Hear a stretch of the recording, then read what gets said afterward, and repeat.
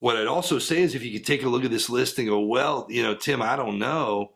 Not only would I not be interested in talking to you as a candidate for my business, but I would urge you to consider maybe going on your own, being an entrepreneur. Although it sounds good, maybe you're not quite ready.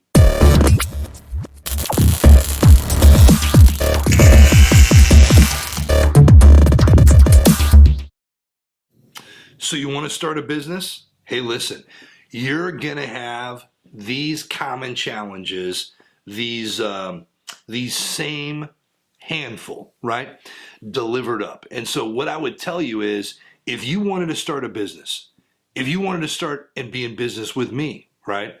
What I would tell you is if you could take a look at these things and say, look, I'm up for it, I'd be interested in talking to you.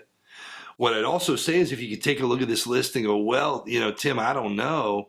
Not only would I not be interested in talking to you as a candidate for my business, but I would urge you to consider maybe going on your own, being an entrepreneur. Although it sounds good, maybe you're not quite ready, right? Maybe you should go build some skills and overcome some of these challenges or build the resources to do so because you're going to have these. So let's get right into it, right? What am I talking about?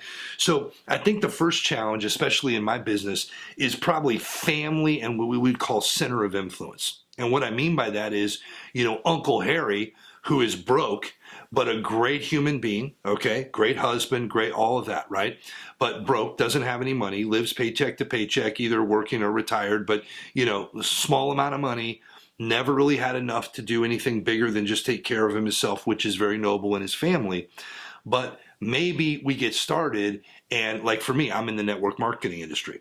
Some people don't understand that. Some people want to poo-poo and drag down and troll out anything they don't understand. This is human behavior. So I get, my new guy, John, started. John's killing it, made $200 his first day. He's still in training, doesn't even know what he's doing, right?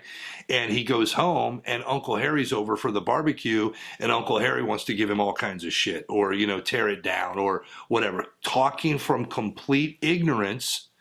And Harry certainly doesn't have the financial results or the time freedom results or the health results that John wants. So you would think very logically we could just shut that down. No, this is going to be a challenge. You're going to have to build up a little bit of thick mental skin, right? If you understand what I mean.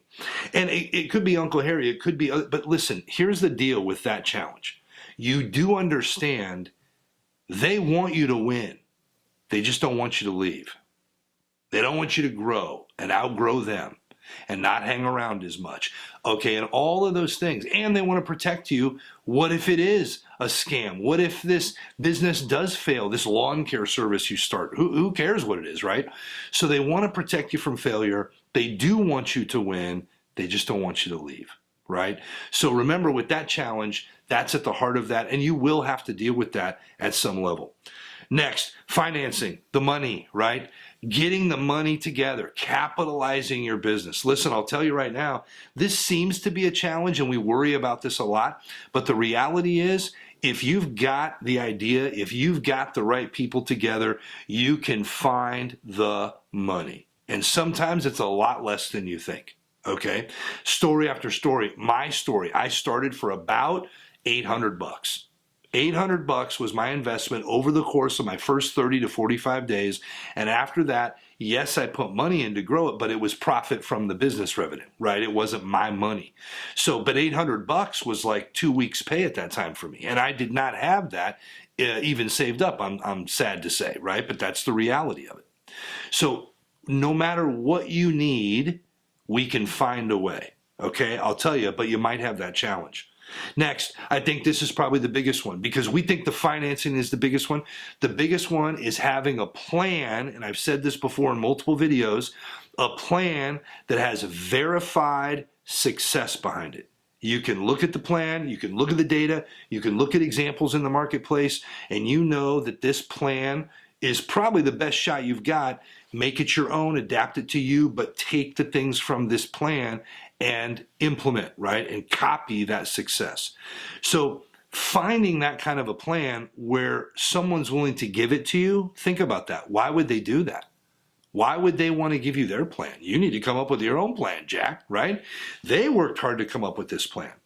So only in unique scenarios, will they lend you the plan, and in very unique scenarios, will they help you work the plan? That's what we do in my business. So if you're interested in that and these challenges, you're like, hey, I'm up for it, hit me up. We'll talk. I'd love to talk to you. I'm looking for great people all the time.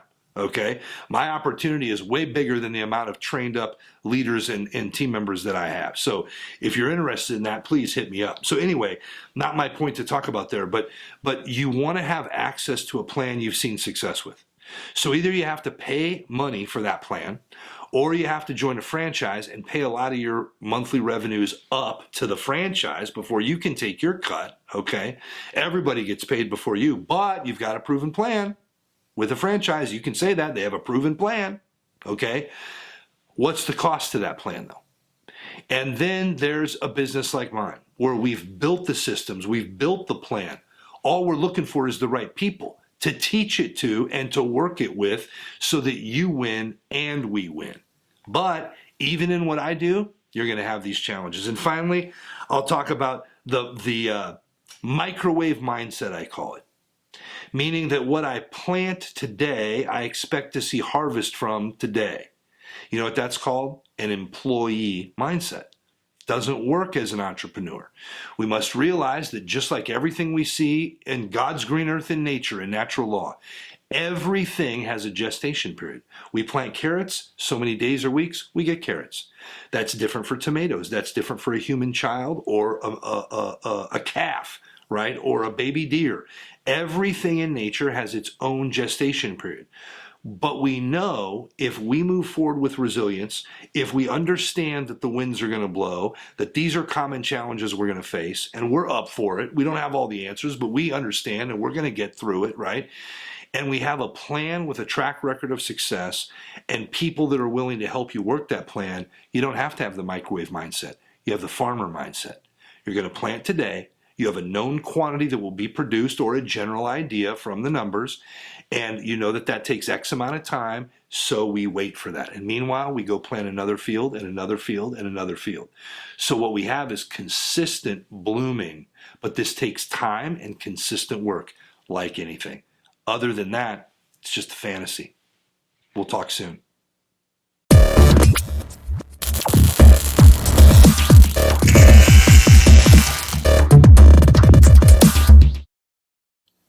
Hey, thanks for watching. If you like this content and you want to learn more about fitness and taking yourself to the next level, business and life, look for the link around this video, click through, you can get access to all of our great content, and if you haven't already, click that subscribe button.